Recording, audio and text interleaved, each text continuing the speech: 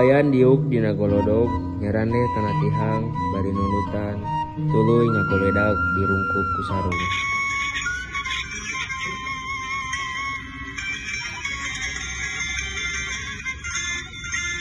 Aya imah sisi lembur mencil pisan ku sumpe hatep eri bilik awi butuh pisan ke agreng numbogana mangkabayan geus kasohor beut aheng mangkabayan mulang gentul saya gawe kaleke bunga poe luntangan tunjung nunggutan nagolodog sari cibrana dihilang ngeyeng dua budak bujang ngajung keluar Kang ajar marane beut ngagandengan kuring kermujas medi sare bari tapa nyiar ilmu na impian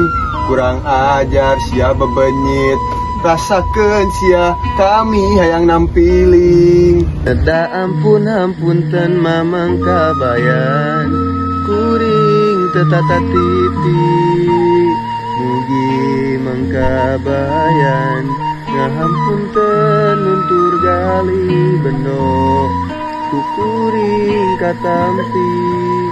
rumaos lepat moarek deui Jangjang ajum acung-acungan nyembah bari sedepu serius kami maraneh dibere ampun ulah rek mindoan batan ulin mending apalkeun di imah nyatos pisan sim kuring teh tambulai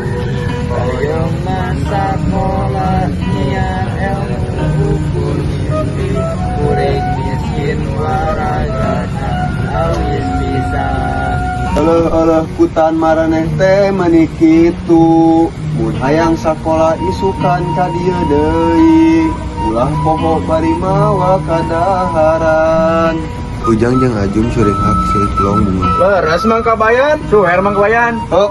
sok Ore, isuk sakola, isuk sakola, isuk sakola. Ujang jeung ajum datang ka buruan imah kabayan bari mawa bubuahan jeung kadaharan nu lainna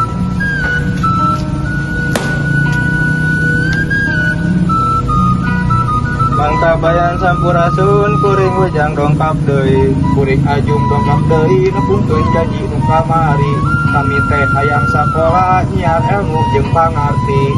teh heula kami lulumu keneh dagoan sakeudeung deui tak naon nu dibarawa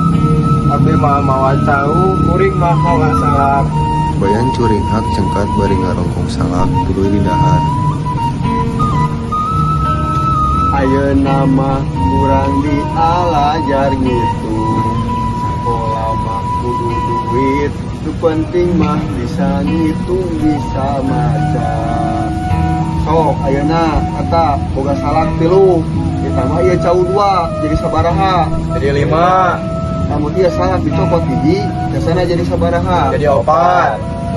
halus terus ayeuna mah bari sa diajar ngitung. Yeuh ayeuna mah Ujang jeung ajum mikeun salak jeung kadaharan nu sajena kabayan langsung cengkat bunga